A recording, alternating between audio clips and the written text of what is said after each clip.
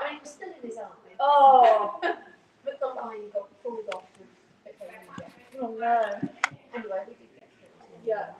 But no, eyes are definitely no matter how minor you think it is, the eye is never one to be messed around with, because that's a potential loss of eye, even if it's just a slight knock to the head. So, yeah, exactly. Yeah, infection can set in immediately, and eyes and sinuses, it's all down in that area. So yeah, that's a vet thing straight away. So obviously when you get your horse in, knowing when you need to call the vet depends on if they're lame. Obviously, if they come in and they're hopping like this, there's no doubt about it, bring the vet straight away. You're checking for heat on the leg. If this is hot and swollen, it's a vet job. And like I said, going back to the cuts, any cut on any joint, overreach wounds are very common. It could literally just be a quick nick, but sometimes they do take pretty much the whole of the hoof out. So yeah. Yes, Molly. What happens if the horse is scared of the vet? What would you do? So do you remember what I just said about the lick it? So you know down there you've got those like little plastic tubs with like molasses in them. So molasses is like the best thing in the whole world for horses. So yeah, if you use that, yeah, it is literally like cake for ponies. They literally go mad over it. So hopefully you do something like that and keeping them nice and calm. Yeah, bribery. But also, with the whole thing about, oh, my horse is really bad with the vet, every time I touch its neck, it thinks it's getting an injection. That's something that you guys can do at home. So, if your horse hates having its vaccination and it goes absolutely berserk, start training it to not associate the vet with pain. So, lift the skin away, click, give them a treat, let it go, and just start clicker training them or training them with treats to accept things that the vet will do. Otherwise, the vet will come and do something and the horse will just flip its mentalness straight away. And yeah, so pull the skin away, pretend you're going to give them an injection, give them a treat and let it go. And just keep doing that. So Tippy's fine with her neck one, but one of the flu ones has to go in the chest, doesn't it? She goes crazy about that. Every time the physio touches her chest, she's got a real thing about it. So when I'm grooming, I like under her chest and stuff, just to try and get her a little bit more used to it. And she's got, I don't know what it is, she's just got a real thing about her chest muscles. So yeah, she nearly ate physio the other day. The mouth was wide open, heading towards Helen's bottom. So yeah, I was like, Helen! Yeah. Yes. When Tina, I did. Yes, okay. The second time when she had colic, she had to have the tube up her nose, and she had a really bad nose bleed. Did she? I'm not surprised. So the tube would obviously have had to go all the way up here and then all the way down the throat. If you think how long the horse's head is now, and all the way down the throat, did they to like flush out, or did they suck out? Yeah, so you imagine how, and then that tube would have had to have been by her nose, so it probably ruptured a few blood vessels in there. But unless it's been a blow to the head, if your horse comes in with a bleeding nose, I shouldn't worry too much about it. Unless you've obviously just seen someone kick them in the face, then yeah. But like I said, horses are just one great big walking vet field, so yeah. Yeah, that's probably the best way for it. Yes. Yeah, I can't, yeah, I think Tippy's cost me about 15 grand in vet bills while I've had her. So yeah. 20 years this year. Yeah, 20 years this year. Yeah. They reckon cows they're 25, 2,000 grand. Really? Gosh, and you can just put a pony in a stable, can't you, and just walk away. Between 2 and 50 grand. No, 2 and 50 grand. Oh, so it's between two. Oh my God, who can get through childcare? Poor kid. Yeah, I do. You're already up for that. Yeah, multi bread and water for you. That is a lot. Got to see some short Yeah. I know, and a pony, you can just go, do you know what?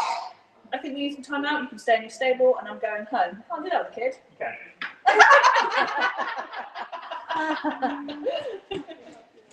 It's just very fine. That's what I said. You mentioned gambling, didn't you? Travelling a horse. So my last horse, for some reason, I put a travel boot on, and it came down. Well, basically, it came down once and caused a big injury. Yeah. He literally was susceptible to anything.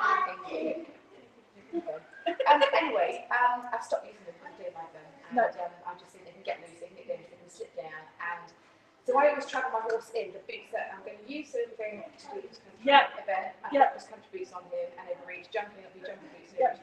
But I want to do a longer journey for a summer camp in July, and I was thinking about putting gamgee on and polo rats. Would you do that? And over each boots? So personally, I travel all my horses completely naked except over each boot. Yeah, but the trouble is with bandages is, let's say you do the bandages, yeah, they get hot, say the pressure's not even, and then you've got wrinkles, but also, say you're half an hour into your journey and you're on the M5 or something, and the bandage has come undone, and that horse is going absolutely mental in the back of the thing. You've then got to try and unroll that in an area this big with a horse kicking out. I don't advise bandages with travelling. Yeah, just stick to what you know and stick to what he knows, because if you suddenly change the routine, they're so sensitive. Yeah. Over each boots and boots. Yeah. Do you have turnout boots? Yeah. Travelling turnout boots, because the turnout boots cover the whole thing. They come down the cannon under the sesame, don't they? No, I don't travel in travel boots anymore either. I mean, Tiffy used to travel. When we used to go hunting, she was tacked up because she was really good before we went hunting. But as soon as she knew we were hunting, it was like there was no way I could attack the weapon, but do bandages. So she was ready, and I would literally pull up, get all my stuff on, go in the back, and as she's coming down the ramp, vault on her, because there's no way I'd be able to stop and stand at a mountain block, vault on her and go immediately. So no travel boots. I don't like travel boots. Yeah, fine, that's fine. Just for a longer journey, is it worth doing the whole boundary? No. Don't overthink it. Just don't overthink it. Yeah. And if you're ever at a show and you've done cross country, you can just travel them back in these water cool boots. Yeah. So just do that. Yeah. You just dunk them in water until they're ice cold. Whack them on. Travel in the lorry and go home. Yeah. So I've got those. That's one. And I saw you've got that as well. What, the gastricade? Oh, the cool ice. Yeah, I prefer these. They're just cold, really, but you only need them. They're all good, but the thing is with these is if you've got something that's a bit sensitive in the skin, that's not going to affect them. Whereas, like, say you've gone cross country and they've nicked themselves, even just like this big, that's going to sting like hell if you put that on. Yeah, water boots are really good. You can get those gel ones that you put in the freezer overnight, and then you take them out as you go to the events, and they're like ice cold, but then you just whack them on. If I go away to a camp or events overnight. Yeah, just dunk them in a cold bucket. Yeah. Right, okay, sorry about that. That's okay, this is what it's about. Yeah, no, they're really good. I like them a lot. You can get hot ones too, which are quite good. So if they've got like hock injuries, you can damp them in cold and then put them around the hot. Yeah, really good. All four. Yeah. Cool, right. Any questions or anything? No. Yeah, run. She's already gone. Oh, she's on the floor down there. Thanks, Vicky. No worries. Is there anything that you guys think that would be a good, like, thing to do next time? Anything you want covered? Cocktail testing. What's Cocktail that? testing. What's that? Cocktail testing. That would be nice. I would definitely take that one. Yeah. Let's see how much vodka we add to this one. Something for. Yeah, we do really want to do a kid one, but obviously it depends. We don't want to. Like, we need kids. So I think we're going to talk to like the pony club or something, to like a pony club one. Because what I'd really like to do is do a feed one. So get loads of different, you get those clear plastic pots, get literally like 20 different types of feed and go through all the different types of mixes, chaffs, cereals, and what have you. Because feed's quite for a novice horse owner, going into a feed store and then going, horse. Like, there's like 20 different bags of chaff here, like, oh my god, like, what the hell do I need to feed them? And it's really easy. Same with all the supplements. We look at all these different supplements we have. it's really hard to just know exactly what to put them on. So, yeah. Okay. Get out, come out. Time out. Thank you for coming. I'm glad you made it this time. Like, time out, Dad. I'm on time out. I'm hungry. Yeah. Yeah, I think I get that too. Yeah. Mine's brought on by stress. Definitely I not. brought on by Molly. It's definitely not exercise. Oh my god, I'm putting child runs tonight. I look like a double one. You've got the key. You've got the key.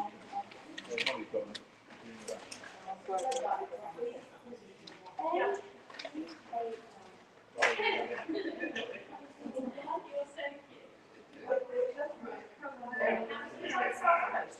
I know it's in Weymouth, it's a little bit further on. I think South Coast is quite cheap and higher.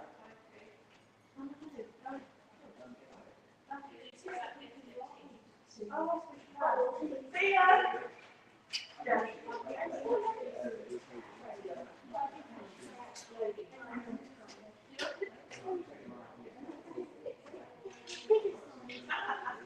Yeah, no, Wickham's not far, is it? Just across the road.